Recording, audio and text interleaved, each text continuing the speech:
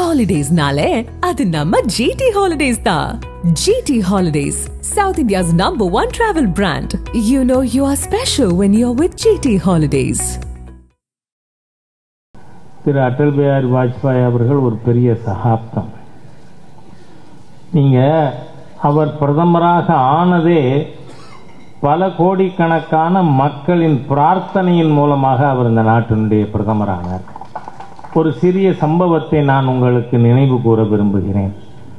1968 பண்டிட் தீன்தயாள் உபாத்யாயா அவர்களுடைய மறைவுக்கு பிறகு ஜனசங்கத்தினுடைய தலைவராக திரு வாஜ்பாய் அவர்கள் பொறுப்பேற்றார்கள்.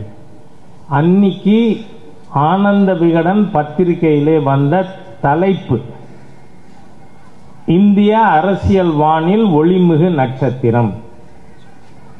அதை எழுதி அதன் உள்ளே என்ன எழுதியிருந்தார்கள்? இன்று ஜனசங்கத்தினுடைய தலைவராக பொறுப்பேற்றிருக்கின்ற இந்த இளைஞன் நாளை இந்த நாட்டின் பிரதமர் ஆவார். எப்போ எழுதப்பட்டது? 68. ஆகவே அப்பையிலிருந்து மக்கள் மனதிலே வாஜ்பாய் அவர்கள் இந்த நாட்டிற்கு தலைமை ஏற்க வேண்டும் என்கின்ற எண்ணமானது மிக ஆழமாக பதியிருந்திருந்தது. நீங்கள் பார்த்தீங்கன்னா வாஜ்பாய் அவர்கள் சூழ்நிலைக்கு ஏற்ற மாதிரியாக தான் இருக்கின்ற இடத்தையே ஒரு மகிழ்ச்சியான சூழ்நிலைக்கு மாற்றிவிடும் பழக்கம் அவருக்கு உண்டு. நீங்கள் 57 ஜனசங்கத்துக்கு 4 பாராளுமன்ற உறுப்பினர்கள். அப்போ உத்தரப்பிரதேசத்தில் பல்ராம்பூரிலிருந்து திரு வாஜ்பாய் அவர்கள் தேர்ந்தெடுக்கப்பட்டு பாராளுமன்றத்திற்கு வந்திருக்கார். அப்போ வைஸ் பிரசிடெண்டாக இருந்தது சர்வபள்ளி ராதாகிருஷ்ணன் அவர்கள். அப்போ ஜனசங்க உறுப்பினர்கள் எல்லாம் திரு ராதாகிருஷ்ணன் அவர்கள் தான் தங்களை அறிமுகப்படுத்தி கொள்ளும் பொழுது நாங்கள் 4 பேரும் ஜனசங்கத்தினுடைய பாராளுமன்ற உறுப்பினர்கள் அப்படின்னு சொல்லி, உடனே அதுக்கு டாக்டர் ராதாகிருஷ்ணன் அவர்கள் கேட்டார், ஜனசங்கமா? டாக்டர் முகர்ஜி அவர்களின் மறைவுக்கு பிறகு அந்த கட்சி மறைந்து விட்டதோ என்று எண்ணினோம். அப்போ உடனே அதுக்கு பதிலளிக்கும் பொழுது அடல்ஜி சொல்றார், நாங்கள் கழுத்தையே வெட்டி விட்டாலும் வேழ முகத்தோடு மக்களுக்கு அருள்பாலிப்பவர்கள் கணேஷ் மூர்த்தி. அதனால மீண்டும் நாங்கள் 52 தேர்தலில் 3 உறுப்பினராக இருந்தோம், இப்போ 4 உறுப்பினர்களாக இங்கே வந்திருக்கோம் அப்படின்னு சொல்லி உடனே டாக்டர் ராதாகிருஷ்ணன் அவர்களே இவ்வளவு அழகாக ஜனசங் திருப்பியும் ஜெயிச்சிருக்கு அப்படிங்கிறத அவர் பிரசன்ட் பண்ணாருன்னு நினைப்பாங்க. பொதுவாக வாஜ்பாய் அவர்களை அவரோட பெரிய பாக்கியம் தமிழ்நாட்டிற்கு வரும்பொழுதெல்லாம் ஒரு 25 ஆண்டுகள் அவரோடு பயணித்த ஒரு பாக்கியம் பெற்ற காரணத்தினால நீங்கள் வாஜ்பாய் அவர்கள் மென்மையானவர் அப்படிதான் எல்லாரும் நினைப்பாங்க. ஆனால் மிகப்பெரிய மன உறுதி கொண்டவர். நீங்கள் பார்த்தா பொக்ரான் அணு ஆயுத சோதனை, அந்த பொக்ரான் அணு ஆயுத சோதனை செய்த உடனே அவர் சொன்னது, என் நாட்டு மக்களுடைய பாதுகாப்பை வேறு யாரோ ஒருவர் கையிலே விட்டுவிட நான் விரும்பவில்லை. ஆகவே அணு ஆயுதம் இப்பொழுது நாம் அணு ஆயுத வல்லரசாக இந்தியா வந்திருக்கிறது. we will not use it first. முதல்ல நாங்கள் அதை உபயோகப்படுத்த மாட்டோம். But to act as a deterrent, என் நாட்டு மக்களின் பாதுகாப்பிற்காக இந்த அணு ஆயுத சோதனையை செய்திருக்கிறேன் அப்படின்னு சொல்லி. நீங்கள் அதே மாதிரியா பார்த்தா எல்லாரும் வாஜ்பாய் அவர்களை பற்றி பேசினா அணு ஆயுத சோதனையும் தங்க நாற்கரச்சாலையும் பேசாமல் இருக்க முடியாது. ஆனால் இந்த தங்க நாற்கரச்சாலையை பற்றி ஒரு பிரபலமான ஆங்கில வார இதழ் அவங்க இது பற்றி எழுதுறாங்க. நீங்கள் முதல்ல இவ்வளவு பெரிய பட்ஜெட்டில் ஒரு தங்க நாற்கரச்சாலை கொண்டு வர முடியும் அப்படிங்கிறதே வாஜ்பாய் அவர்களுக்கு தான் மனதில் உதித்தது. ஏன்னா அது அந்த பத்திரிகை எழுதுகிறது, we don't know how Vajpayee is going to mobilize this large an amount of 28,000 crores. இன்னைக்கு ஒரு திட்டங்களும் அந்த 28,000 கோடிக்கு மேலே தான் இருக்கு. ஆனால் அன்னைக்கு இந்த 28,000 கோடிங்கிறது முதல்ல மத்திய அரசாங்கத்தின் மூலமாக கொண்டு வந்த தி லார்ஜஸ்ட் இன்ஃப்ராஸ்ட்ரக்சர் ப்ராஜெக்ட். ஆனால் அந்த பத்திரிகை அதில் என்ன எழுதியது, but other than Vajpayee no one could even imagine such a project அப்படின்னு. ஆக அவருக்கு எப்பொழுதுமே நாட்டு மக்களுடைய பிரச்சனையை புரிந்து அதற்கான தீர்வு காண வேண்டும் என்பதிலே தீவிரமான எண்ணம் கொண்டவராக இருந்தார்.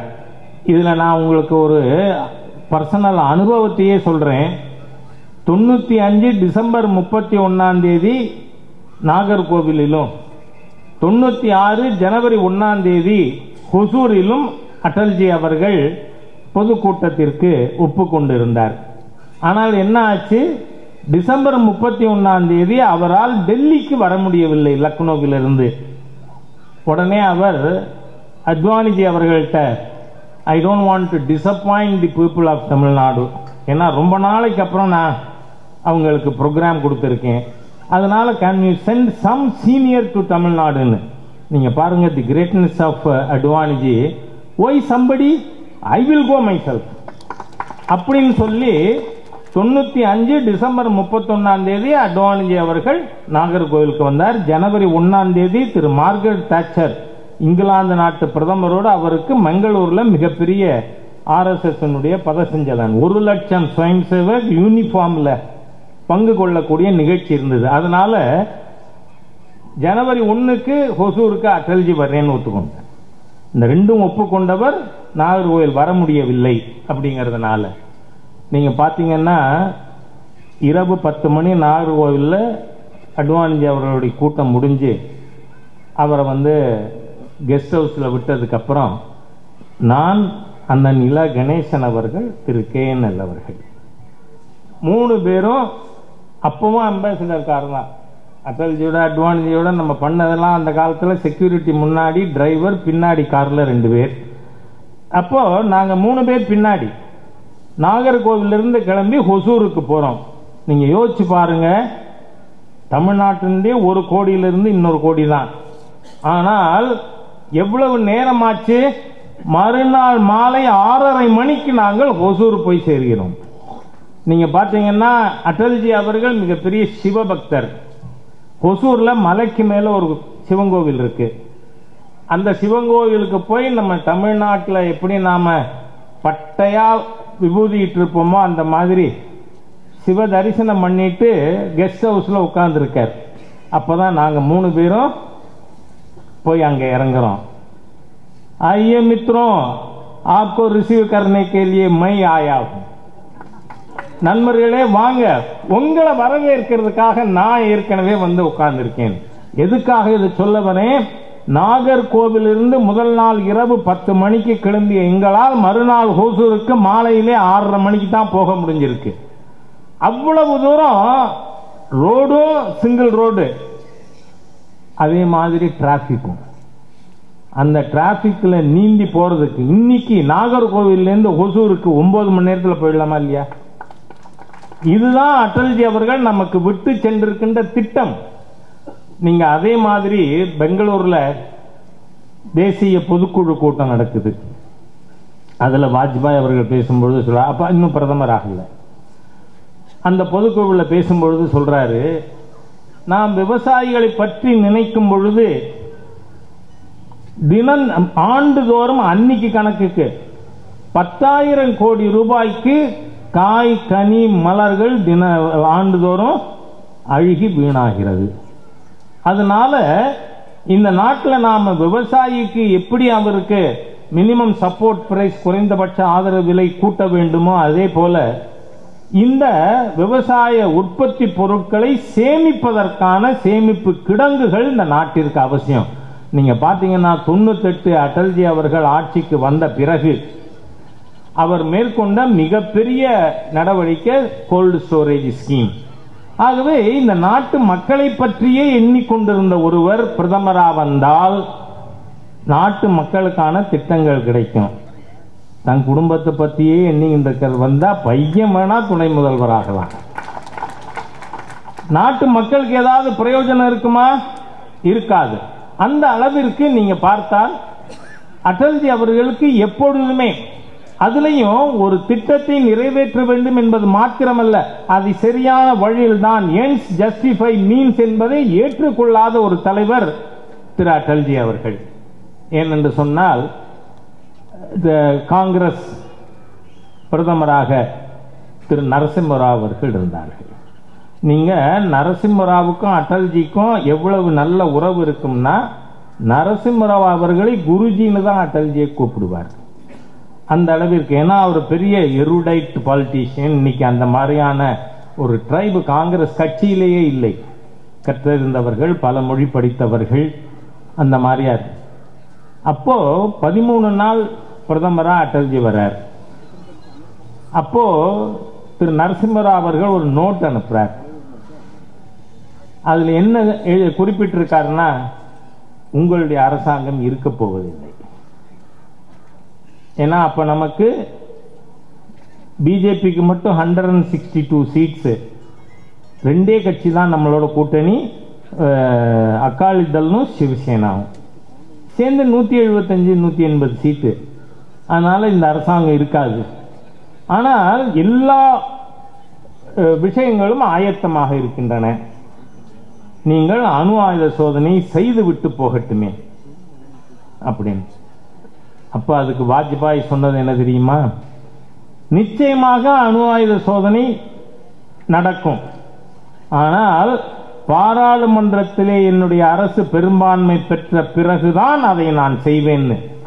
நீங்க 1963 64 கான்பூர்ல ஜனசங்கத்தினுடைய தேசிய பொதுக்குழுவில் தீர்மானம் போட்டோம், இந்தியா அணு ஆயுத வல்லரசாக வர வேண்டும் அப்படின்னு. அப்போ திரு மொரார்ஜிபாய் தேசாய், அப்ப அவர் காங்கிரஸ் கட்சியில் இருக்கார், he was finance minister. அப்போ அவர்கிட்ட கேட்கிறாங்க, ஜனசங்கம் இந்த மாதிரியாக தீர்மானம் போட்டிருக்குதே அப்படின்னு. அதுக்கு அன்னைக்கு மொரார்ஜிபாய் தேசாய் சொன்னது என்ன தெரியுமா? It is an outcome of robust patriotism. மிகவும் ஆரோக்கியத்தோடு இருக்கின்ற தேசபக்தி உணர்வு, அதன் வெளிப்பாடு ஜனசங்கத்தினுடைய தீர்மானம்னு. ஆகவே நாம் அப்பொழுதிலிருந்தே பாரத நாடு அணு ஆயுத வல்லரசாக வர வேண்டும் என்பதிலே உறுதியாக இருந்தோம். ஆனால் அந்த 13 நாள் உங்களுக்கு ஒரு வாய்ப்பு, வெளிநாட்டு பிரஷர் இருக்காது, பண்ணிடுங்களேன் அப்படின்னு சொன்னப்ப அடல்ஜி சொன்னது, இல்லை, நான் பெரும்பான்மை பெறுவேன் பாராளுமன்றத்தில், அதற்கு பிறகு அணு ஆயுத சோதனை செய்வோம்னு. ஆட்சிக்கு வந்து 60 நாட்களுக்குள் பாரத நாட்டை அணு ஆயுத வல்லரசாக ஆக்கிய ஒரு மிகப்பெரிய மனிதராக. ஏன்னா 13 நாள்ல பண்ணிட்டு போனதுன்னா பண்ணிட்டு கூட போலாம், தயாரா இல்லை. சரியான முறையிலே பாராளுமன்றத்திலே பெரும்பான்மை பெற்ற பிறகு செய்ய வேண்டும்னு. ஆகவே வாஜ்பாய் அவர்களுடைய ஒரு விஷயங்களையும் பற்றி நாம பேசிக்கொண்டே போக முடியும். அதுவும் பல சந்தர்ப்பங்களிலே அவருக்கு எனக்கு ரொம்ப பெருமையான விஷயம் என்னன்னு சொன்னா, என்னை பார்த்துட்டா ஆஹா ராஜா வந்துட்டியா, நான் ஹிந்திலையும் பேசலாம். ஏன்னா மொழிபெயர்க்கிறதுக்கு அடல்ஜி ரொம்ப ஆங்கிலமும் ஹிந்தியும் மாறி மாறி பேசக்கூடிய ஒரு பழக்கம் உள்ளவருங்கிறதுனால, அந்த மாதிரி ஏதோ இந்த ஒரு சின்ன சாதாரண காரைக்குடியிலே தமிழகத்தின் கடை கோடியிலே பிறந்த ஒருவனுக்கு அவ்வளவு பெரிய ஒரு வாய்ப்பு, அடல்ஜி அவர்களும் சரி அத்வானிஜி அவர்களோடும் நாம பழகக்கூடிய ஒரு வாய்ப்பு பெற்றிருந்த சூழ்நிலையில் இன்னைக்கு பெண் குழந்தைகளுக்காக செல்வ மகள் திட்டமானது மிகப்பெரிய அளவிலே பாரதிய ஜனதா கட்சி மாநில தலைவர் திரு அண்ணாமலை அவர்களுடைய தலைமையிலே பொறுப்பேற்று இருக்கிறது. இது நம்ம நிச்சயமாக உறுதியோடு செய்து முடிக்க முடியும். அதை செய்து முடிக்கின்ற பணியிலே நீங்கள் அனைவரும் உங்களை ஈடுபடுத்தி கொள்ள வேண்டும் என்று கேட்டுக்கொண்டு, நம்ம மாநில துணைத் தலைவர் திரு நாராயண் திருப்பதி என்பதை மறந்துட்டேன், அதனால அவருக்கு நன்றி கூறி வார்த்தைகளை நிறைவு செய்கிறேன். வணக்கம். எனக்கு நினைவிருக்கிறது, ஒரு முறை மரியாதைக்குரிய அத்வானி அவர்கள் தமிழகத்திற்கு வருகிறார்கள். அவர்கள் வருகின்ற நேரம் காலதாமதமாகிக் கொண்டே இருக்கிறது. அண்ணன் ஹெச் ராஜா அவர்கள் அவர் வருவது வரை 3 மணி நேரம் பேசி இருக்கிறார் தமிழகத்தில். இப்படி பேசி பேசியே கட்சியை வளர்த்த அருமை அண்ணன் திரு ஹெச் ராஜா அவர்களுக்கும், இங்கே மரியாதைக்குரிய வாஜ்பாய் அவர்களின் 100 ஆண்டை நாம் கொண்டாடி கொண்டிருக்கிறோம். அடுத்த ஆண்டு தமிழக பாரதிய ஜனதா கட்சி ஒரு தலைவரின் 100 ஆண்டை கொண்டாட போகிறது. அது மரியாதைக்குரிய HV ஹாண்டே அவர்களின் 100 ஆண்டு.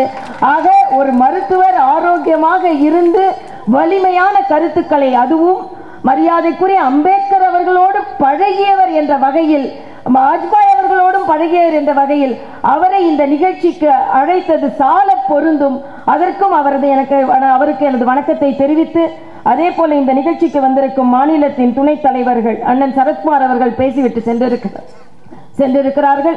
மரியாதைக்குரிய சகோதரர் நாராயண் திருப்பதி அவர்களுக்கும், ஸ்ரீதர் அவர்களுக்கும், பிரமிளா சம்பத் அவர்களுக்கும், உமா ஆனந்தன் அவர்களுக்கும், மாவட்ட தலைவர்கள் சாய் சத்யன் அவர்களுக்கும், காளிதாஸ் அவர்களுக்கும், மற்றும் இந்த நிகழ்ச்சியில் முன்னெடுத்து நடத்தி கொண்டிருக்கின்ற அண்ணன் கருநாகராஜன் அவர்களுக்கும், சகோதரர் AP முருகானந்தம் அவர்களுக்கும், மற்றும் இங்கே முன்வரிசையில் பல தலைவர்கள் அமர்ந்திருக்கிறீர்கள்.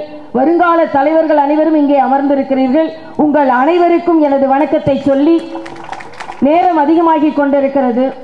2 முறை எனது வாழ்க்கையில் நான் மிகவும் பாக்கியம் அடைந்ததாக நான் கருதுகிறேன். ஒன்று, ஒரு சாதாரண கட்சி தொண்டனாக மரியாதைக்குரிய வாஜ்பாய் அவர்களிடம் ஆசியை பெற்றது. அதற்கு பின்பு மாநில தலைவராக அவரது அஸ்தியை இந்த கையில் பெற்றதை எனது வாழ்நாளில் மிகப்பெரிய பாக்கியமாக நான் கருதுகிறேன்.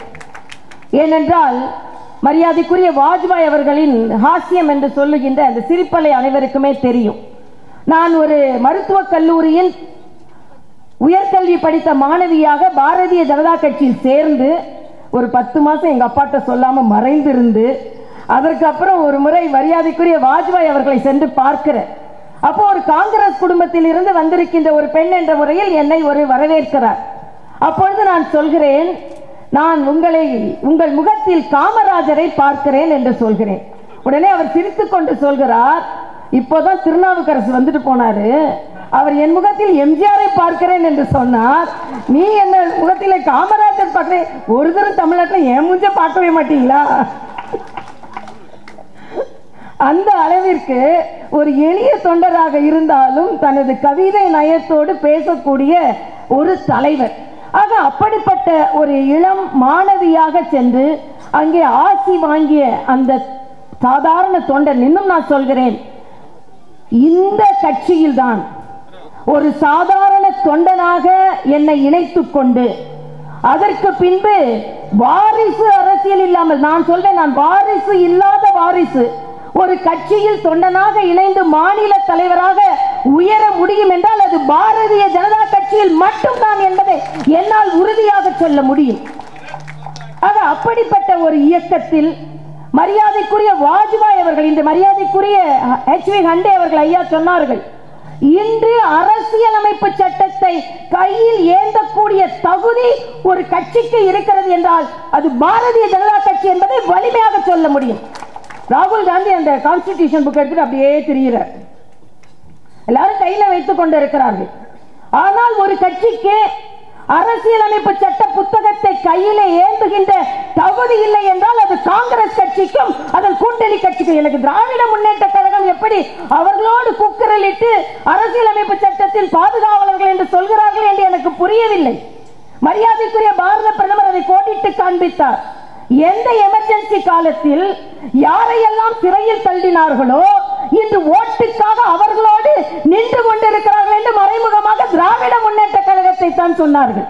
திராவிட முன்னேற்ற கழகம் மரியாதைக்குரிய வாஜ்பாய் அவர்களுக்கும் பாரதிய ஜனதா கட்சிக்கும் நன்றியுள்ள கட்சியாக இருக்க வேண்டும். ஏனென்றால் 356வது பிரிவை, மாநிலத்தை கலைக்கும் பிரிவை நான் பயன்படுத்த மாட்டேன் என்று வலிமையாக சொன்னவர் வாஜ்பாய் அவர்கள். ஏனென்றால் அந்த பொம்மை வழக்கெல்லாம் இல்லை. காங்கிரஸ் 90 முறை இந்த சட்டத்து பிரிவை பயன்படுத்தி ஆட்சியை கலைத்திருக்கிறது. இந்திரா காந்தி மட்டுமே 50 முறை கலைத்திருக்கிறார்கள். பின்பு எப்படி நீங்கள் இந்த அரசியலமைப்பு சட்டத்தை கையில் ஏந்த முடியும் என்று காங்கிரஸ்காரர்களை பற்றி கேட்கிறேன். இந்தி கூட்டணியை பார்த்து நான் கேட்கிறேன்.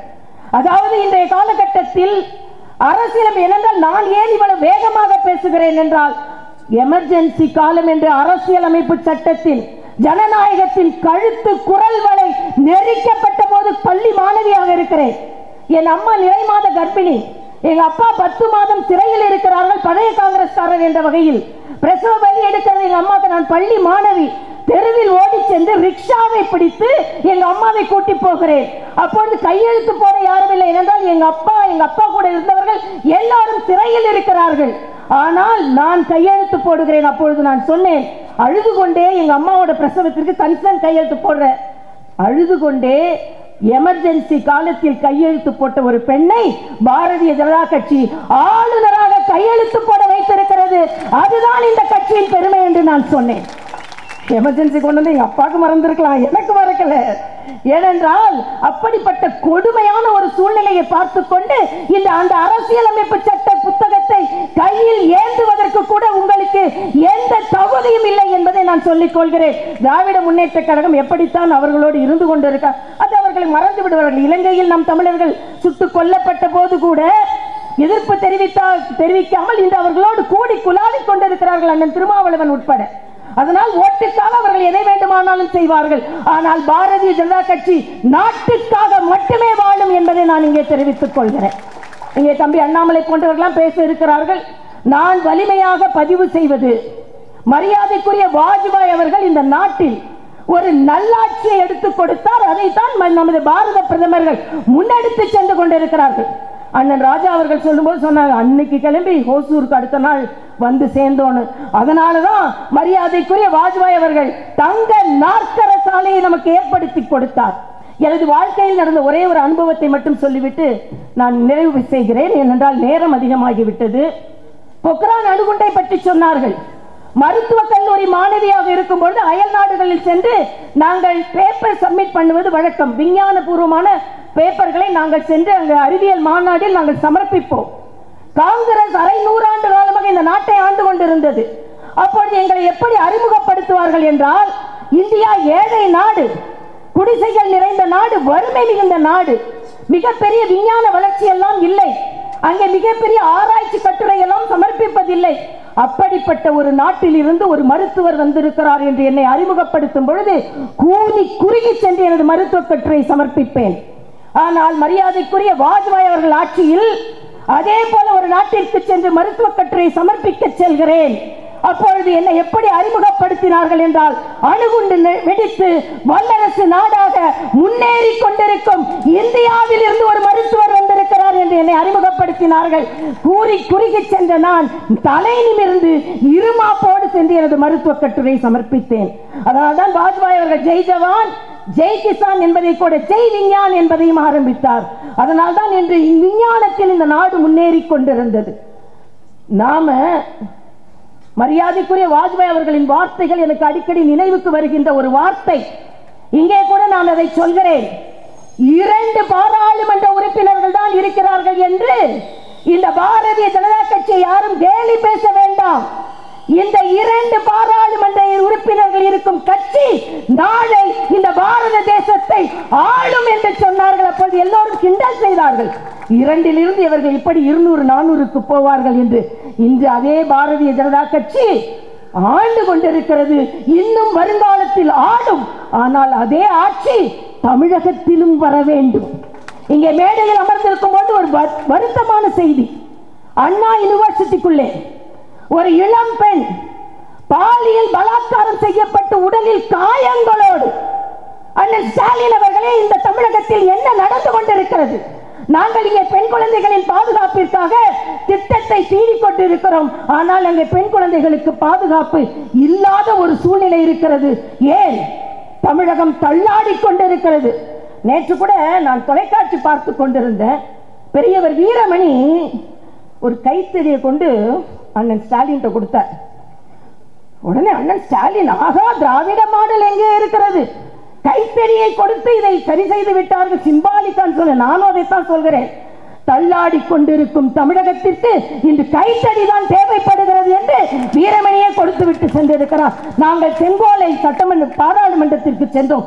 அதனால் தலை நிமிர்ந்து நிற்கிறோம். இன்று கைத்தடி போல தலை குனிந்து நிற்க வேண்டிய சூழ்நிலையில் இந்த தமிழக அரசு இருக்கிறது. ஆனால் அதை மாற்றக்கூடிய சக்தி இந்த மேடையில் அமர்ந்திருக்கும் தலைவர்களுக்கு இருக்கிறது என்பதும் 2026 பாரதிய ஜனதா கட்சி இங்கே தமிழகத்தில் ஜார்ஜ் கோட்டையில் அமரும் காலம் தான் என்பதை உறுதியாக சொல்லி, எப்படி பாரதிய ஜனதா கட்சியின் தலைவராக இருந்த அடல் பிகாரி வாஜ்பாய் இன்று 2 பேர் தான் இருக்கிறோம் என்று பரிகசிக்காதீர்கள். நாளை இந்த பாரத தேசத்தை ஆளும் கட்சி பாரதிய ஜனதா கட்சியாக ஆகும் என்று சொன்னாரோ அதே போல இன்று 4 பேர் தான் இருக்கிறீர்கள் என்று பரிகசிக்காதீர்கள்.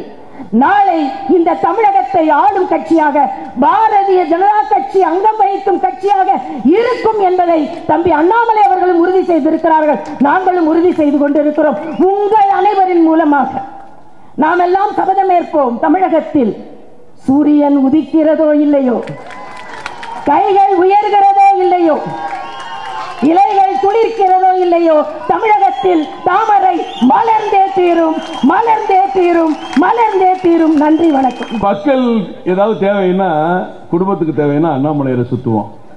ஆனா தமிழ்நாட்டு மக்களுக்கு ஏதாவது தேவைன்னா நம்ம அண்ணாமலையை இன்னைக்கு சுத்திட்டு இருக்காங்க. உதாரணத்துக்கு 2 விஷயம் சொல்றேன். 2 விஷயம். வணிகர்கள் எல்லாம் கடை அடைப்பு நடத்தினாங்க. வாடகைக்கு 18%. அண்ணன் உடனே கடிதம் கொடுத்தாரு. நேர நிதியமைச்சர் மரியாதைக்குரிய மாண்புமிகு நிர்மலா சீதாராமன் அனுப்பப்பட்டது. பிரச்சனையை சொன்னாங்க, புரிஞ்சுக்கிட்டாங்க. இன்றைக்கு அந்த வணிகர்கள் கடையடைப்பு தேவையில்லை, அவர்கள் கேட்ட சலுகை நிறைவேற்றப்பட்டிருக்கிறது. மதுரை மாவட்டத்தில் டங்ஸ்டன் பிரச்சனை மிகப்பெரிய பிரச்சனை. டங்ஸ்டன் பிரச்சனை ஏறத்தாழ 17,000 ஏக்கர் பாதிக்கப்படும், 16 கிராமம் பாதிக்கப்படும், 3 போக விளைகிற நெல் பயிர் நாசமாயிரும் சொன்னாங்க. உடனே நம்ம தலைவரும் மாண்புமிகு மத்திய அமைச்சர் டாக்டர் எல் முருகனும் கனிம வளத்துறை அமைச்சர் கிஷன் ரெட்டியை பார்த்து அவங்கள்ட்ட கோரிக்கை வச்சாங்க. மக்களுடைய பிரச்சனையை கொஞ்சம் கேளுங்க, அந்த மதுரை மாவட்ட மக்களுக்கு அந்த நீங்க கோரிக்கை நிறைவேற்றி கொடுங்கன்னு கேட்டாங்க. அன்னைக்கு அமைச்சர் சொன்னாரு, இன்னைக்கு அறிவிப்பு என்ன, டங்ஸ்டன் டெண்டர் கைவிடப்பட்டது. பல அரசு ஊழியர்களா இருந்தாலும் சரி, தனியார் துறையாக இருந்தாலும் சரி, ஏதாவது பிரச்சனைனா கமலாலயத்தில் போய் மனு கொடுத்தா அது நிச்சயம் நடக்கும் என்ற நம்பிக்கை விதைத்த நம்பிக்கை நாயகன் அண்ணாமலை அவர்களே, வருக வருக வருக. நாம் எல்லாருமே இன்னைக்கு ஒரு சங்கல்படுத்திருக்கோம். 1,00,000 பெண் குழந்தைகளுக்கு செல்வ மகள் சேமிப்பு திட்டத்தை நம்ம கொண்டு போய் சேர்த்த போறோம். சுகன்யா சம்ருதி திட்டத்தை கொண்டு போய் சேர்த்த போறோம். அதுவும் இது சாதாரண கமிட்மெண்ட் இல்லைங்க, சாதாரண கமிட்மெண்ட் இல்லைங்க. 1,00,000 பெண் குழந்தைகளுக்கு மத்திய அரசு என்ன சொல்றாங்கன்னா, இந்த திட்டத்தில் 250 ரூபாயிலிருந்து நீங்க வைப்பு நிதியை வைக்கலாம். 250 இருந்து 50 ரூபாய் சேர்த்துக்கலாம். 250, 300, 350, அந்த மல்டிபிள்ஸ் ஆஃப் 50. நாம் இன்னைக்கு 1000 ரூபாய் முதல் தவணை அந்த குழந்தைக்கு பாரதிய ஜனதா கட்சி இந்த ஒரு வருடத்திற்குள்ள 1,00,000 குழந்தைக்கு நம்ம கட்ட போறோம். அப்படி என்றால் பாத்தீங்கன்னா 10 கோடி ரூபாய் குறைந்தபட்சம். பட் எங்களுடைய இலக்கு நம்ம கிட்ட இருக்கக்கூடிய 68,000 பூத்துக்கு 5 பேர் அதை கட்டி முடிக்கும் போது 3 லட்சத்தை தாண்டி விடும் என்பதிலே நாங்கள் தீர்க்கமாக இருக்கின்றோம். குறைந்தபட்சம் 1,00,000 குழந்தைகள், பெண் குழந்தைகள். உங்களுக்கு தெரியும், 10 வயசுக்கு கீழே இருக்கக்கூடிய பெண் குழந்தைகளுக்கு தான் திட்டம் பொருந்தும். பிரதமர் மோடி ஐயா கொண்டு வந்திருப்பது திட்டத்தில் இந்த தவணையை கட்ட ஆரம்பிச்சீங்கன்னா இது 15 ஆண்டுகள் கட்டணும். 15 இயர்ஸ் இது கட்டணும். 15 வருஷம் அதை கட்டிக்கிட்டே வரணும். 250 கட்டலாம், 1000 கட்டலாம், 1,50,000 வரை ஒரு வருஷத்துக்கு போடலாம். 8% வட்டி கிடைக்கும். பாருங்க, 8% நார்மல் பேங்க் டெபாசிட்ல ஒரு வட்டி கிடைக்காது. அக்கவுண்ட் ஆரம்பித்து 21 ஆண்டுகள் முடிந்த பிறகு லம்சமா அந்த குழந்தைக்கு அந்த பணம் கிடைக்கும். நீங்க 15 வருஷம் இப்ப இருந்து கட்டிக்கிட்டே இருக்கணும். 21 ஆண்டுகள் முடிந்த பிறகு லம்சமா அந்த குழந்தைக்கு அந்த பணம் கிடைக்கும். அந்த நேரத்தில் கல்வி செலவு, திருமண செலவு, வேற எந்த செலவாக இருந்தாலும் கூட அதை பயன்படுத்தலாம். 18 வயசு அந்த குழந்தைக்கு ஆன உடனே அக்கௌண்ட் ஹோல்டர் அவங்க மாறிடுவாங்க. இன்னைக்கு கார்டியன்ஸ் இருக்கிறாங்க. அந்த பெண் குழந்தை 18 ஆண்டை பூர்த்தி செய்யும் பொழுது பிரைமரி அக்கௌண்ட் ஹோல்டர் அவங்க மாத்திக்குவாங்க, அக்கௌண்ட் அவங்க ஆபரேட் பண்ணுவாங்க. இது பிரதமர் அவர்கள் கொண்டு வந்திருக்கக்கூடிய திட்டத்தை மிகப்பெரிய அளவில் நாம் செய்து கொண்டிருக்கின்றோம். ஆனால் இந்த ஆண்டு அடல் பிகாரி வாஜ்பாய் அவருடைய 100ஆண்டு இந்த ஆண்டுல அதை 1,00,000 குழந்தைக்கு குறைந்தபட்சம் எடுத்து செல்ல வேண்டும் என்று இந்த குழு முடிவு செய்து தமிழகத்தில் இருக்கக்கூடிய எல்லா தலைவர்களும் அதை முன்மொழிந்து வழிமொழிந்து நாங்களும் அதில் இறங்குறோம்னு சொல்லி இன்னைக்கு ஆரம்பத்தில் 10 குழந்தைகள், அதை தாண்டி இங்கே போஸ்ட் ஆஃபீஸ்ல இருந்து நம்முடைய சார் எல்லாம் வந்திருக்கிறாங்க, சார் மேடம் எல்லாம் உட்கார்ந்து எல்லாம் ரெஜிஸ்ட்ரேஷன் போயிட்டு இருக்கு. ஸோ நாங்கள் இதை ஒரு தவமாக வேள்வியாக நாம் இதை செய்ய வேண்டும் என்பது என்னுடைய அன்பான வேண்டுகோள் உங்களுக்கு. வேள்வியா பட்டி தொட்டி எல்லாம் நாம ஒரு பெண் குழந்தைக்கு இதை நாம் செய்யணும். இது நம்முடைய வேள்வி. இதற்காக நம்ம கட்சியில போஸ்ட் அடிக்கிறத குறைச்சிக்கங்க, பேனர் வைக்கிறத குறைக்கணும்னா தயவு செஞ்சு குறைச்சிக்கங்க. இதர செலவுகள் எல்லாத்தையும் குறைச்சி அந்த செலவு இங்க கொடுங்க. இல்ல ஒருவர் என்னால 1000 ரூபாய் கொடுக்க முடியலன்னு நினைச்சா 5 பேர் ஆளுக்கு 200 ரூபாய் போட்டு ஒரு 1000ஆக 5 பேர் சேர்ந்து அந்த குழந்தை கட்டுங்க. ஏன்னா நாம வாஜ்பாய் 100ஆண்டு விழாவை கொண்டாடும் பொழுது we are a party with a difference என்பதை தமிழக மக்களுக்கு நாம் உணர்த்த வேண்டும். இது பார்ட்டி வித் டிஃபரன்ஸ். அடிப்படையில் இந்த கட்சியில ஒரு வித்தியாசம் எப்பவுமே இருக்குங்க. வாஜ்பாய் வாழ்க்கையை அதற்கு ஒரு சாட்சி. 1957 தேர்தலில் அண்ணன் ஹெச் ராஜா அவர்கள் மிக அற்புதமா சொன்னாங்க. 57 தேர்தலில் 2 இடத்துல நின்னாங்க. ஏன்னா இந்தியாவிலே ஒரு தலைவர் 10 முறை லோக்சபாக்கு போயிருக்கிறாங்க, 2 முறை ராஜ்யசபாக்கு போயிருக்கிறாங்க. ஆனா 10 முறையும் ஒரே தொகுதியிலிருந்து போகலீங்க. 10 முறை 6 தொகுதியிலிருந்து போயிருக்கிறாங்க. 4 மாநிலத்திலிருந்து போயிருக்கிறாங்க. குஜராத்ல இருந்து போயிருக்கிறாங்க, உத்தரப்பிரதேசல இருந்து போயிருக்கிறாங்க, டெல்லியில இருந்து போயிருக்கிறாங்க, மத்திய பிரதேசல இருந்து போயிருக்கிறாங்க. பாருங்க, வேறு வேறு மாநிலத்திலே ஏற்றுக்கொள்ளப்பட்ட ஒரு தலைவர். 10 முறை லோக்சபா போயிருக்கிறாங்க. 6 தொகுதிகளில் இருந்து, பல்ராம்பூர், மதுரா, லக்னோ, குவாலியர், புதுடெல்லி, காந்தி நகர். வேறு வேறு இனம், பேசக்கூடிய மொழிகள் வேறு, ஆனாலும் எல்லோரும் ஏற்றுக்கொள்ளப்பட்ட ஒரு தலைவர் அடல் பிஹாரி வாஜ்பாய். இந்தியாவில் யாருக்காச்சும் இந்த பெருமை இருக்கான்னு நீங்க சொல்லுங்க. அதனாலதான் சில தலைவர்கள் அவருடைய வாழ்நாளில் பொலிட்டிக்கல் லீடர் என்கின்ற வார்த்தையிலிருந்து ஸ்டேட்ஸ்மேன் என்கின்ற வார்த்தைக்கு போயிடுறாங்க. அவர் வாழ்கின்ற காலத்தில் ஸ்டேட்ஸ்மேன் அப்படின்னு கேட்கிற உலகத் தலைவர் என்று. இந்தியாவிலிருந்து எல்லோரும் ஒருங்கிணைத்து உள்ளடக்கி எல்லா மக்களாலும் ஏற்றுக்கொள்ளப்பட்ட சில தலைவர்கள் முக்கியமான ஒரு தலைவர் அடல் பிஹாரி வாஜ்பாய் அவர்கள். அது அவருடைய பெருமை. நம்ம ராஜா சொல்லும் போது ஒரு கருத்தை ரொம்ப ஆணித்தரமா சொன்னாங்க. 13 நாட்கள் ஆட்சியில் இருந்தோம், 13 மாதங்கள் ஆட்சியில் இருந்தோம், 5 ஆண்டுகள் ஆட்சியில் இருந்தோம். 3 முறை இந்தியாவில் நம்ம பார்த்தோம்.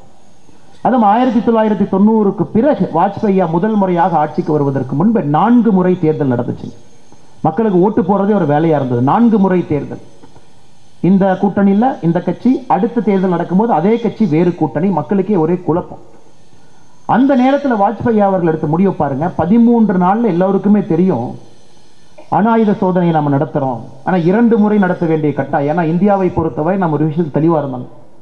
நம்ம நியூக்ளியர் பவர் என்று சொல்லும் பொழுது நியூக்ளியர் ஃபிஷன்ல இருக்கணும், நியூக்ளியர் ஃபியூஷன்ல இருக்கணும், அட்டாமிக் பாம்ல இருக்கணும், ஹைட்ரஜன் பாம்ல இருக்கணும். இரண்டையும் பூர்த்தி செய்தால் மட்டும்தான் எல்லா நாடுகளுக்கும் சிம்ம சொப்பனமாக நாம் இருக்க முடியும். அதை கம்ப்ளீட் பண்ணணும் அப்படின்னா அந்த இரண்டையும் பூர்த்தி செய்ய வேண்டும் என்பது அடல் பிஹாரி வாஜ்பாயினுடைய கனவு. ஒரே நாள்ல நீங்க வெடிக்க முடியாது, 2 நாட்கள் உங்களுக்கு தேவைப்படும்.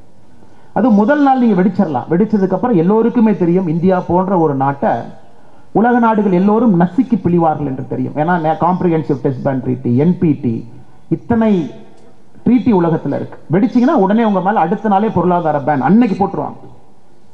பொருளாதார பேன்ல ஒருக்கா நீங்க மாட்டிக்கிட்டீங்க அப்படின்னா அடுத்த 5 ஆண்டுகள் அந்த நாட்டினுடைய முன்னேற்றம் என்பதை நீங்க நினைச்சு கூட பார்க்க முடியாது. டெக்னாலஜி எதுவும் உங்களுக்கு வராது, பேசிக் டெக்னாலஜி டிரான்ஸ்பர் நடக்காது. இதை வாஜ்பாய் அவர்கள் முழுமையாக உணர்ந்திருந்தார்கள். அவருக்கு நம்ம 13 நாள்ல வெடிச்சுட்டு அப்படியே போயிடக்கூடாதுன்னு நினைக்கலைங்க. அணு ஆயுத சோதனை செய்த பிறகு வரக்கூடிய பிரச்சனையை எதிர்கொள்வதற்கு அவர் இருக்க வேண்டும் என்று நினைத்தார். நல்லா புரிஞ்சுக்கணும். நான் 2 முறை அணு ஆயுத சோதனை நடத்துவோம். மே 11ஆம் தேதி, 13ஆம் தேதி 1998 போக்ரானில். முதல் சோதனை நடத்த பொழுது அமெரிக்காவுடைய அதிபர் போன் பண்ணாங்க. பண்ணிட்டீங்க, போதும், நிறுத்துங்க. பாகிஸ்தான் அடுத்து சோதனை செய்வதற்கு தயாரா இருக்கிறாங்க. உலக நாடுகளுடைய பிரஷர், P5 எல்லோருமே அன்னைக்கு நைட்டே இந்தியா மேல ஏகப்பட்ட பொருளாதார சாங்ஷனை போட்டாங்க. ஆனா வாஜ்பாய் அவர்கள் கவலைப்படவில்லை. ஒரு நாள் கேப் கொடுத்து மே 13ஆம் தேதி மறுபடியும் நியூக்ளியர் ஃபிஷனை வெடிச்சு காமிச்சோம். நாம் உலகத்திற்கு சொன்னோம், இந்த 2 விஷயத்தையும் முழுமையாக செய்யக்கூடிய ஒரு நாடாக நாம் வந்துவிட்டோம். காரணம் உங்களுக்கு தெரியும் எவ்வளவு அச்சுறுத்தல் நமக்கு இருந்துச்சு. வாஜ்பாயை பொறுத்தவரை பீஸ் த்ரூ ஸ்ட்ரென்த் என்கின்ற வார்த்தையில் ரொம்ப தெளிவா இருந்தாங்க. பலத்தின் மூலமாக அமைதி என்பதில் தெளிவா இருந்தாங்க. அதை இன்னைக்கு உலக நாடுகள் எல்லாம் பேசுறாங்க. பீஸ் த்ரூ ஸ்ட்ரென்த், நம்முடைய பலத்தை காட்டும் பொழுது மட்டும்தான் நமக்கு அமைதி கிடைக்கும் என்பதில் தெல்ல தெளிவா இருந்தாங்க. அதன் பிறகு நீங்க பார்த்தீங்க அந்த பொருளாதார பிரச்சனை நமக்கு எவ்வளவு வந்துச்சுங்க. 99, 2000, 2001 எல்லாத்தையும் தாண்டி 2004 நம்ம ஆட்சி ஒப்படைக்கும் பொழுது ஒரு வளரக்கூடிய நாடாக, பொருளாதாரத்திலே மிகவும் முக்கிய ஒரு நாடாக நாம் அதை காங்கிரஸ் கட்சிகிட்ட கொடுத்தோம். தொலைநோக்கு பார்வையோடு பணி செய்ய அடல் பிஹாரி வாஜ்பாய். இதெல்லாம் ஸ்டேட்ஸ்மேனுக்கான அர்த்தம். ஏதோ வந்தோம், போனோம், செஞ்சோம், ஒரு சோதனையை வெடிச்சுட்டு அடுத்து நான் கிளம்பி போயிட்டோம், அதை வச்சு எலெக்ஷனை ஜெயித்தோம், யோசிக்கவே இல்லைங்க அவர். அப்படிப்பட்ட ஒரு மனிதரை நாம் எல்லோரும் மனதிலே வைத்து நம்முடைய கட்சி எப்படி வர வேண்டும், நம்முடைய தொண்டர்கள் எல்லோரும் ஒரு சங்கல்பம் எடுத்து இங்கே நின்று கொண்டிருக்கின்றோம் அன்பு சகோதர சகோதரிகளை. அது மட்டும் இல்லைங்க, அன்னைக்கு வாஜ்பாய் பார்த்தீங்கன்னா நல்லா நம்ம புரிஞ்சுக்கணுங்க. பல்ல கடிச்சுக்கிட்டு அரசியல்ல சகிப்புத்தன்மையோடு பணியாற்றிய தலைவர்களே ஒரு முதன்மையான தலைவர். அவருக்கும் ஆசைதான் நம்ம சித்தாந்தத்துக்கு முரண்பட்டிருக்கக்கூடிய கூட்டணியோடு நம்ம ஆட்சியில் இருந்தோம். தமிழ்நாட்டில் அடிக்கடி சொல்லி காட்டுவாங்க, நம்முடைய சித்தாந்தத்திற்கு கொஞ்சம் கூட முரண்பாடு இருக்கக்கூடிய ஒரு கட்சிகள் கூட்டணியில். ஏன்னா வாஜ்பாய் அவர்களை பொறுத்தவரை தெளிவா இருந்தாருங்க. ஒரு முறை இந்தியாவில் பாரதிய ஜனதா கட்சியினுடைய ஆட்சி எப்படி இருக்கும் என்பதை காட்ட வேண்டும் என்பதிலே சகிப்புத்தன்மையோடு 1999 2004 வரை ஆட்சி இருந்துச்சு. ஏன்னா ஒரு முறை அதுவரை காங்கிரஸ் மட்டும்தான் பார்த்திருக்கிறான். எல்லோருக்கும் காங்கிரஸ் வே ஆஃப் கவர்மெண்ட் தெரியும். ஒரு முறை பாரதிய ஜனதா கட்சி தலைமையிலான ஒரு என்டிஏ கூட்டணி 5 ஆண்டுகள் மக்களுக்கு வளர்ச்சியை நோக்கி இவ்வளவு பெரிய கூட்டணி இருந்தாலும், கூட்டணிக்குள்ள அவ்வளவு பிரச்சனை இருந்தாலும் எல்லோரையும் சமாளித்து வளர்ச்சியை நோக்கி ஒரு அரசியல் நாங்கள் எடுத்துட்டு போக முடியும். அதனால தான் நம்ம ஸ்டேட்ஸ்மேன் என்று அடல் பிஹாரி வாஜ்பாயை சொல்றோம். நகைச்சுவை, புன்னகை, எந்த நேரத்திலும் கூட ஒரு கடுமையான வார்த்தை பேசாத ஒரு மனிதர், எதிர்க்கட்சி நண்பர்களை கூட தன்னுடைய நயத்தோடு பண்பட்ட உள்ளத்தோடு பேசக்கூடிய ஒரு நபர். எல்லா அரசியல் கட்சி தலைவர்களும் மாட்டு கட்சி நண்பர்களும் ஒரு பெரிய மரியாதை வைத்திருந்த ஒரு தலைவர் நம்முடைய அடல் பிஹாரி வாஜ்பாய் அவர்கள்.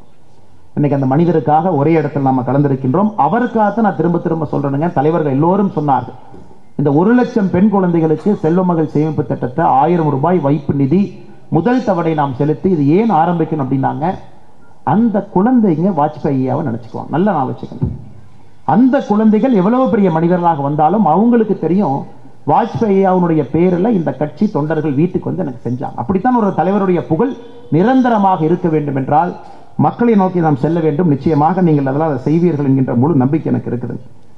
அதையெல்லாம் தாண்டி அன்பு சொந்தங்களே, இன்னொரு விஷயத்தை பாருங்க.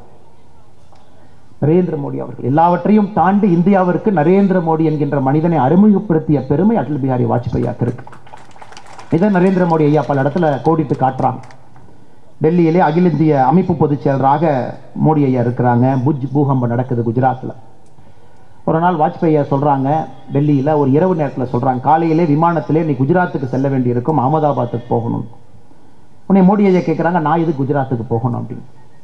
அதுக்கு வாஜ்பாய் ஐயா சிரிச்சுக்கிட்டே சொல்றாங்க, நீ நிறைய உருளைக்கிழங்கு சாப்பிட்டு டெல்லியில் வெயிட் போட்டுட்ட, அதனால உருளைக்கிழங்கு கிடைக்காத ஒரு பகுதிக்கு அனுப்ப வேண்டும் என்று நினைக்கின்றேன், அதனால காலையில் விமானத்தை பிடிச்சி நீ அகமதாபாத் போயிடும் செல்லமாக சொல்றாங்க. அது நம்முடைய நரேந்திர மோடி ஐயா அவருக்கு மனதிலே அமைதியை கொடுக்கல, ஒரு திருப்தியை கொடுக்கல. இல்லை, நான் இங்க இருக்கேன், இந்த பணியை செய்து கொண்டிருக்கின்றேன், எதற்காக என்னைய வந்து குஜராத்துக்கு நீங்க அனுப்புறீங்க? நம்ம கட்சியில தெரியும், இந்த தலைவர்களுக்கு தெரியும் எதுக்கு அனுப்புறாங்கன்னு யாரும் சொல்ல மாட்டாங்க. அங்க போனதுக்கு அப்புறம் தான் எதுக்கு அனுப்புறாங்கன்னு எல்லாருமே சொல்லுவாங்க. அது ஆளுநராக இருந்தாலும் அக்கா கண்ணை காலையில சொல்லுவாங்க, நீங்கள் அந்த பதவி ஏற்க வேண்டும் என்று. யார் இங்கே தலைவர்களாக இருந்தாலும் கூட இந்த கட்சியினுடைய அடிப்படை தன்மை என்பது யாருக்கும் எங்கேயும் இதான் அடுத்த பொறுப்பு என்று யாருக்கும் தெரியாது. நரேந்திர மோடி ஐயா அவருக்கு விமானத்தில் ஏறிய பிறகுதான் அவருக்கு தெரியும், குஜராத் மாநிலத்தினுடைய முதலமைச்சராக பொறுப்பேற்பதற்காக அடல் பிஹாரி வாஜ்பாய் அவர்கள் அகமதாபாத்துக்கு அனுப்பி, அதன் பிறகு அது சரித்திரம், அதன் பிறகு நடந்தது சரித்திரம். அத்தனை தலைவர்கள் இருந்தாலும் நரேந்திர மோடி அவர்களை கண்டுபிடித்து தன்னுடைய சீடனாக அகமதாபாத்துக்கு அனுப்பி வைத்து அங்கே 13 ஆண்டுகள் குஜராத்தினுடைய முதலமைச்சராக, இன்னைக்கு இந்தியாவில் 10, 15, 20, 25 வருகின்ற எல்லா நாட்களும் கூட இந்தியாவுடைய பிரதமராக அறிமுகப்படுத்தி. அதனால தான் இன்னைக்கு நம்முடைய வாஜ்பாய் ஐயாவை பற்றி மோடி ஐயா எல்லா செய்தித்தாளிலும் ஒரு கட்டுரை எழுதியிருக்கிறாங்க. நீங்க எல்லோரும் படிக்க வேண்டும் என்பது என்னுடைய அன்பான வேண்டுகோள். தமிழ் பத்திரிகையில் அதனுடைய தமிழாக்கம் வந்திருக்கு, ஆங்கில பத்திரிகையில் ஆங்கிலத்தில் இருக்கு. எல்லோரும் ஒரு முறை படிக்கணும். மோடி ஐயா அவர்கள் அடல் பிஹாரி வாஜ்பாய் அவர்களை எப்படி பார்க்கிறாங்கன்னு நீங்க பார்க்கணும். சர்வ சிக்ஷா அபியான், எல்லோருக்குமான கல்வி கொண்டு வந்தது நாம். கிராமத்தை நோக்கி தார் சாலைகள் போகணும், பிரதான் மந்திரி கிராம் சதக் யோஜனா, கிராமத்தை நோக்கி பிரதம மந்திரியுடைய தார் சாலை திட்டம் கொண்டு வந்தது நாம். எல்லாருமே வந்து கோல்டன் குவாடிலேட்டர்ங்கிற வார்த்தையை பயன்படுத்துறாங்க பாருங்க. நம்ம கோல்டன் ஸ்கொயர்னு பயன்படுத்தலைங்க. 4 முனையை கனெக்ட் பண்ணணும் நினைக்கல, அது குவாடிலேட்டராக இருக்க வேண்டும் என்று நினைத்தோம். இந்தியாவுடைய எல்லா முனையும் கனெக்ட் பண்ணணும், கொண்டு வந்தது கோல்டன் குவாடிலேட்டர் திட்டம். 28,000 கோடி அண்ணன் ஹெச் ராஜா அவர்கள் சொன்னார். வளர்ச்சி திட்டங்களை கொண்டு வந்து இந்தியா வளர்ச்சி பாதையில் இன்னைக்கு இருக்கு. இன்னைக்கு நம்முடைய நரேந்திர மோடி ஐயா அவர்கள் வாஜ்பாய் அவர்கள் கொண்டு வந்தது இன்னும் பல மடங்காக உயர்த்தி காட்டியிருக்கின்றார்கள் என்றால் அந்த பெருமை எல்லாம் அடல் பிஹாரி வாஜ்பாய்க்கு போகும். இங்கே இருக்கக்கூடிய தலைவர்கள் எல்லோருக்கும் ஒரு பெரிய பாக்கியம், நேரடியாக வாஜ்பாயை பார்ப்பதற்கு, அவரோடு பழகுவதற்கு, அவரோடு இருப்பதற்கு ஒரு பெரிய பாக்கியம். என்னை போன்று கட்சியில் இருக்கக்கூடிய சில தொண்டர்களுக்கு அந்த வாய்ப்பு கிடைக்கல. ஆனால் நமக்கு இது போன்ற நிகழ்வுகள் எல்லாம் கிடைக்கும் பொழுது அதை நாம் முழுமையாக ஆத்மார்த்தமாக அதில் பங்கெடுக்கும் பொழுது நாமும் அடல் பிஹாரி வாஜ்பாயோடு இருந்ததற்கான நினைவு நமக்கு வரும். அதற்காக நீங்க எல்லாம் கையில் எடுங்க. 1 லட்சம் பெண் குழந்தைகளுக்கு நீங்க செய்யக்கூடிய அந்த பணியை சீரும் சிறப்புமாக அரசியலை தாண்டி ஒரு மனிதாபிமானத்தோடு அந்த குழந்தைகளுக்கு செய்வோம். அவர்கள் படித்து முடித்து பெரிய ஆட்களாக வரும்பொழுது சமுதாயத்துக்கு திருப்பி செய்வாங்க. அதனால் இந்த அற்புதமான நிகழ்வுக்கு வந்திருக்கக்கூடிய எல்லா ஆற்றல் மிகுந்த தலைவர்களுக்கு என்னுடைய நெஞ்சார்ந்த நன்றிகளை தெரிவித்து, மிக முக்கியமாக நம்முடைய மக்கள் பிரதிநிதிகள் அக்கா உமானந்தன் அவர்கள் இருக்கிறாங்க, அண்ணன் லியோ சுந்தரம் அவங்க இருக்கிறாங்க, அவர்களுக்கும் என்னுடைய நெஞ்சார்ந்த நன்றிகளை இந்த நேரத்தில் தெரிவித்துக் கொள்கின்றேன். நம்முடைய மாவட்ட தலைவர்களாக இருக்கக்கூடிய அண்ணன் சாய் சத்யன் அவர்கள் இந்த மாவட்டத்தினுடைய தலைவர், மேடையில் இருக்கக்கூடிய எல்லா நம்முடைய சென்னையினுடைய எல்லா பகுதியினுடைய தலைவர்கள் எல்லோரும் வந்திருக்கின்றார்கள். அவர்களுக்கும் என்னுடைய நெஞ்சார்ந்த நன்றிகளை தெரிவித்துக் கொள்கின்றேன். இந்த சக்தி கேந்திரத்தினுடைய பொறுப்பாளர்கள், இந்த பூத்தினுடைய தலைவர்கள் எல்லாரும் யாரெல்லாம் இந்த பகுதியில் இருக்கிறீங்களோ, இது உங்கள் நிகழ்வு மிக வெற்றிகரமாக நடத்தி காட்டியிருக்கிறீங்க. நம் மக்களுக்கு நாம் ப்ராமிஸ் கொடுத்துருக்குறோங்க, சத்தியம் செய்திருக்கின்றோம், சங்கல்பம் செய்திருக்கின்றோம். 365 நாட்கள் முடியும் பொழுது நாம் மக்களுக்கு நாம சொல்லுவோம், இத்தனை பேர்த்துக்கு நாம செஞ்சிருக்கோம் அப்படி. அதனால் 1 லட்சத்தை தாண்டி இருக்க வேண்டும், 3 லட்சத்தை நோக்கி அது இருக்க வேண்டும். நிச்சயமாக அதை நோக்கி நாம் செல்ல வேண்டும். நீங்கள் அதை அழைத்து செல்வீர்கள் என்கின்ற முழு நம்பிக்கை இருக்கு. வாய்ப்பு கொடுத்த எல்லா தலைவர்கள், முன்னிறுக்கையில் இருக்கக்கூடிய தலைவர்களுக்கும் நன்றி தெரிவித்து என்னுடைய உரையை முடித்துக் கொள்கின்றேன். நன்றி, வணக்கம். பாரத் மாதா கி ஜெய். பாரத ரத்னா திரு அடல் பிஹாரி வாஜ்பாய் அவர்கள் 100ஆண்டு விழாவை முன்னிட்டு இங்கு செல்வ மகள் சேமிப்பு திட்டம் அறிமுகப்படுத்தி வழங்கப்படுகிறது.